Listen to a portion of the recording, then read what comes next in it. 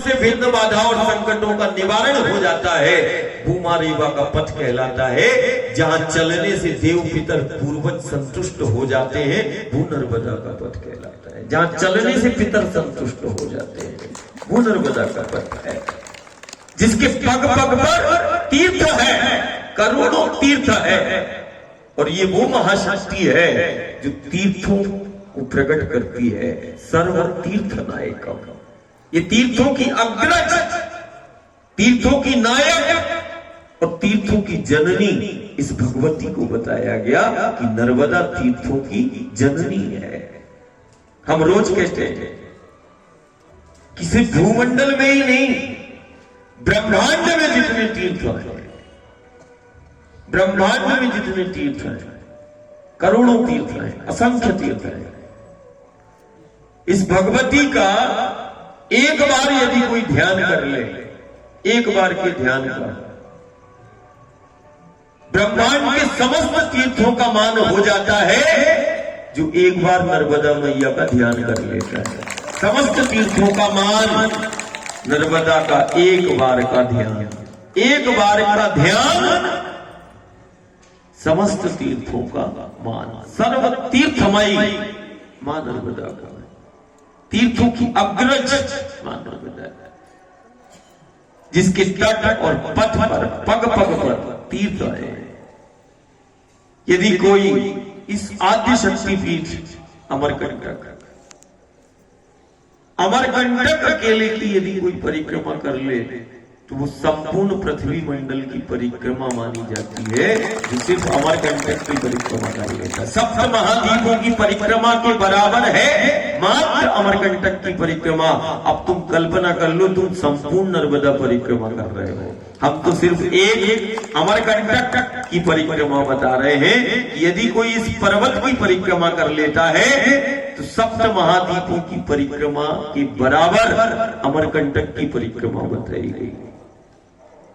ये स्थिति है, और हम संपूर्ण नर्मदा परिक्रमा कर रहे हैं। हमारी सनातनी परंपरा है, परिक्रमा करते हैं। और एक बार सबके चित्त के अंदर आता है कि नर्मदा की ही परिक्रमा क्यों, जगत विख्यात है नर्मदा मैया की परिक्रमा। ये शक्ति का कौन सा स्वरूप है जिसकी परिक्रमा बताई गई। और ये परिक्रमा को हमने बोला कि ये परिक्रमा नहीं, ये साधना है। नर्मदा परिक्रमा एक साधना है, नर्मदा परिक्रमा एक जागरण है, नर्मदा परिक्रमा एक सहज योग है। खुद से मिलने की बात हो या उस परमात्मा से मिलने की बात हो, सबसे सहज योग है नर्मदा मैया की परिक्रमा। सहज योग है हरि से मिलने का, परमात्मा से मिलने का, खुद से मिलने का। आत्म साक्षात्कार की बात हो या परमात्मा के साक्षात्कार की बात हो, युग साक्षी है जो इस पथ पर चला है, उसको आत्म साक्षात्कार के साथ परमात्मा का साक्षात्कार हुआ है। सती साक्षी है, युग साक्षी है। जो इस पथ पर चला है, जीवन तो मिला ही है, जो चला है उसे गुरु गोविंद भी मिला है। जो इस पथ पर चला है,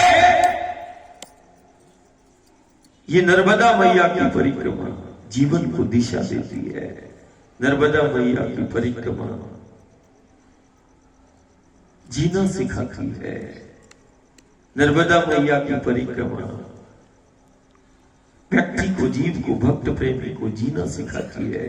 और कैसे हमें घर परिवार और समाज में एक साथ रहना है, ये साथ में रहना, साथ में चलना, ये परिक्रमा सिखाती है। आनंद से रहना और आनंद में चलना। यदि दुनिया के अंदर यदि कोई सिखाता है और यदि कोई योग है, सहज योग, आनंद से रहना, आनंद से चलना, आनंद में मिलना, तो ये नर्मदा मैया की परिक्रमा जागरण है, साधना है।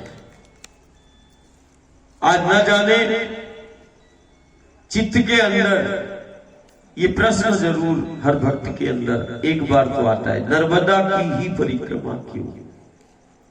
अब हमें परिक्रमा को समझना है कि हमारी सनातनी परंपरा है, हम परिक्रमा करते हैं। परिक्रमा। एक सहजता में एक स्थान से प्रारंभ किया और भ्रमण करते करते पुनः उसी स्थान पर आता है, एक चक्र पूरा होता है, उसकी एक परिक्रमा मानी जाती है। ऐसे ही है ना, इसको समझना। सब परिक्रमावासी अपन बैठे हैं, परिवार बैठे हैं, इसको जानना बेहद आवश्यक है।